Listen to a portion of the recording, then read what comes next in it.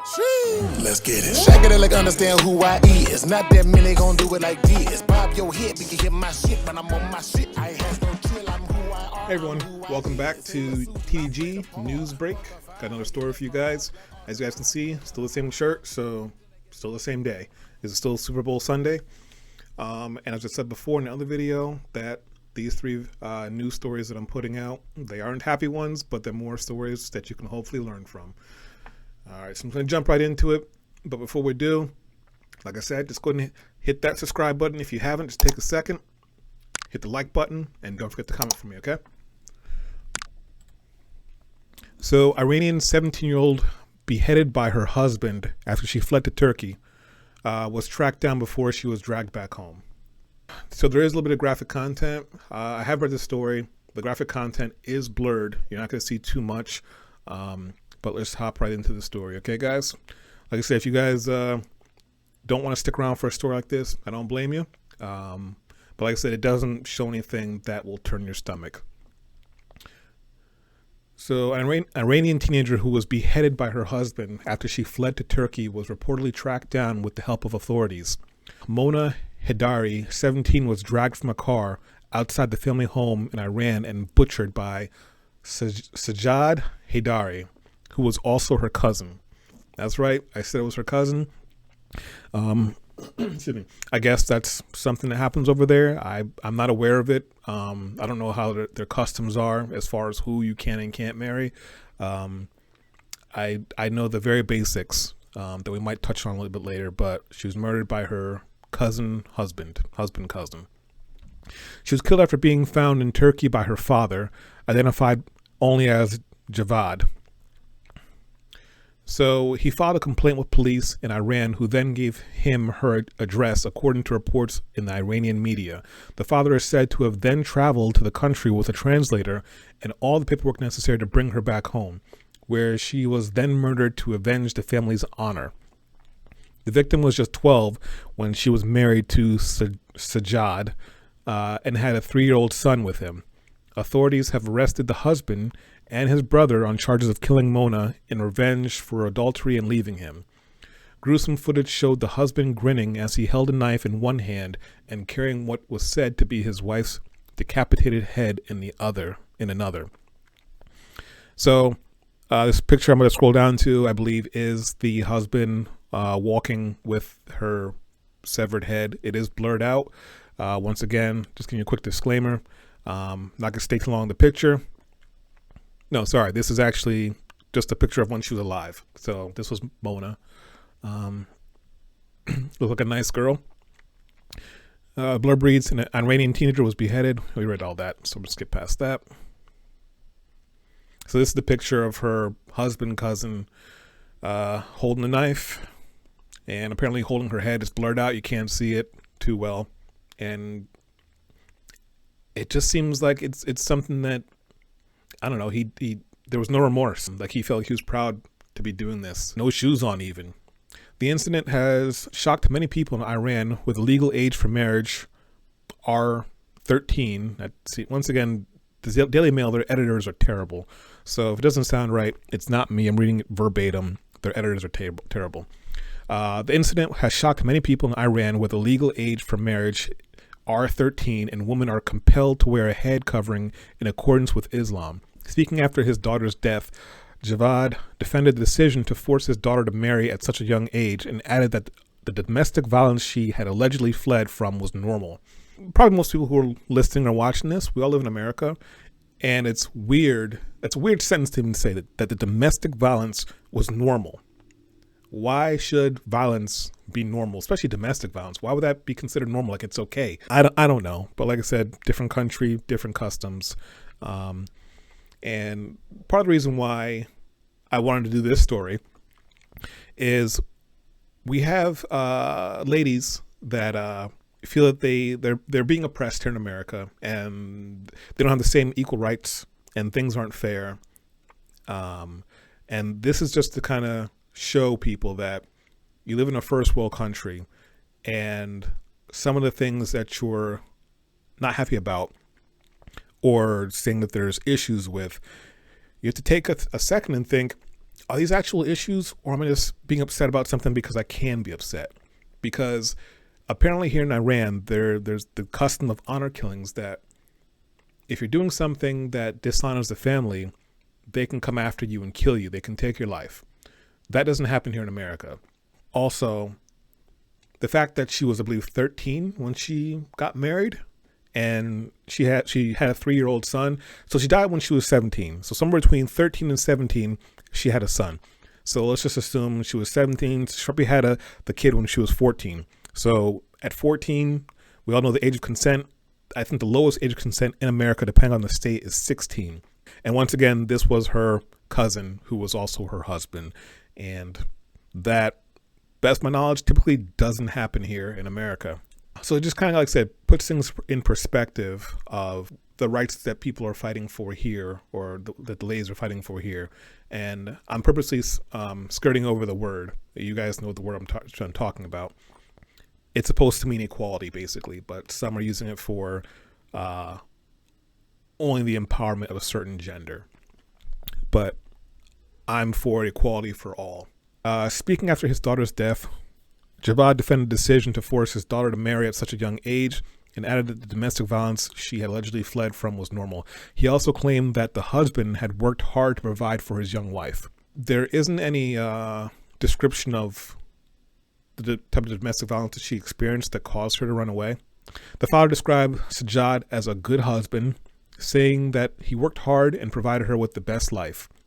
Her father added she was not forced to marry, and in fact, the husband provided her with the very best of lives.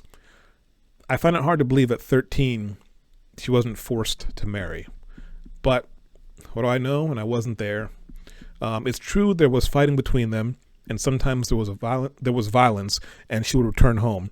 But she only stayed for 2 or 3 days, and then he would pick her up, and life would return to normal. So it sounds like they'd have a fight, they'd have some issues, she'd run away to wherever she would go for 2 or 3 days, and the husband would either find her or she'd come back. By the father saying life would return to normal, probably normal for him, normal for the husband, but probably not normal for the young lady.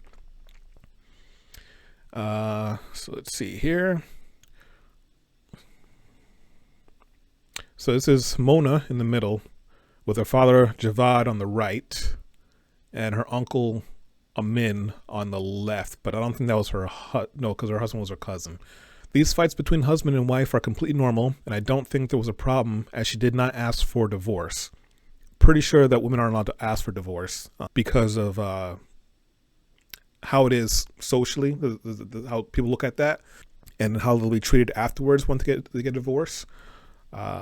He admitted that she had probably been too young to marry, but added, "We got a certificate of confirmation that she was physically old enough to marry, and there was not any physical problems in the relationship." Once again, that's a tough sentence. We got a certificate to confirm that she was physically old enough to marry. So like I said, I guess the minimum age there is 13. So hooray, if a piece of paper says she's 13 and she can get married. At 13, I don't think a woman's in her right mind. She hasn't matured enough to know that she wants to be married at 13. However, the family claimed that the husband was mocked and insulted by the fact that his wife had fled to Turkey with another man. She probably was escaping to Turkey with another man.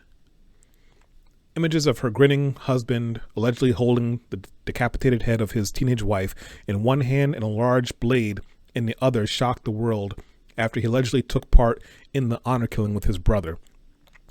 The macabre scene was filmed in the neighborhood of Kashayar in the city of Avaz in the southwestern Iranian province of Khuzestan on February 5th, so not that long ago, a couple days ago, about a week and a half ago.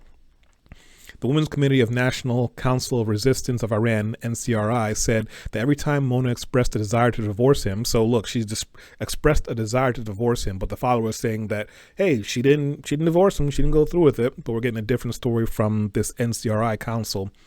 Her family pressured her to return home for the sake of her child. Local media said the brother of Mona's husband wrapped her body in a blanket and dumped it as Sajjad walked along the street with his wife's head in one hand and a large blade in the other. In the video, The suspect is seen grinning as he holds the teenager's head as he walks past locals.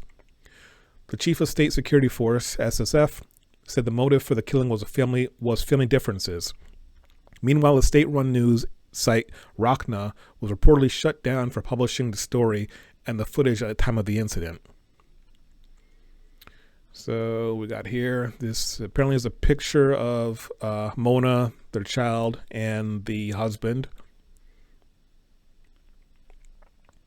eating cake, I assume for a birthday. The NCRI's Women's Committee said, not a week goes by without some form of honor killing making headlines. That's pretty sad, guys, that this apparently is happening on a weekly basis where women are just being killed for whatever reason. And like I said, you have to be grateful you were born in a first world country and really have to assess the issues that you're going through and ask yourself, is it really that bad? I'm not saying your problems aren't important, but keep in mind that it's always worse for somebody else out there. The clerical regime's failure to criminalize these murders has led to a catastrophic rise in honor killings. In a report published in 2019, the state-run Shark daily newspaper, I guess, wrote that an annual average of 375 to 450 honor killings are recorded in Iran. I guess that's per year. So 375 to 450 women are killed every year. The murders are more prevalent in Khuzestan, Kurdistan, Elam, and Sistan, and Baluchistan. These are hard. I don't know. Some women's rights activists believe that honor killings in Iran are officially justified as family differences. The catastrophic rise in honor killings in Iran is rooted in misogyny and the patriarchal culture institutionalized in the laws and society. Although the father, brother, or husband holds a knife, sickle, or rifle, the murders are rooted in the medieval outlook of the ruling regime. The clerical regime's laws officially denote that women are second-degree citizens owned by men. The suspect and his brother were reportedly arrested after the alleged killing. However, it's unclear what punishment they are likely to face. That's it for the article. I really don't have much else. Like I said, just bringing this to the forefront for you guys, especially to the women in America. I know things aren't always, roses for women here in America. And I'm not trying to downgrade the trials and tribulations that they go through, but this is probably one of the things you don't have to worry about, someone killing you because of they feel like they were done wrong or they were hurt. Because it seems like the government probably isn't going to do anything about this, because 350 to 450 per year, I don't think it's going to stop anytime soon. Hope it does, but don't think it will. Those are their customs. All right, guys, like I said, that's it for the article for tonight. Go ahead and make sure you hit that subscribe button and the like and leave me a comment. Let me know if you guys like these stories. I know these first 3 stories I did, they were not happy stories, but I'll have better stories coming along. But yeah, that is it. I will catch you guys on the next one. Let's get it. Shake it like understand who I is. Not that many gon' do it like this. Bob your head, we can hear my shit, but I'm on my shit. I has no chill. I'm who I are. I'm who I is. Taylor suit and I play the part. Buck a fire, how you mesmerize. Black Austin pies, man that I'm stupid. Then again, oh so clever.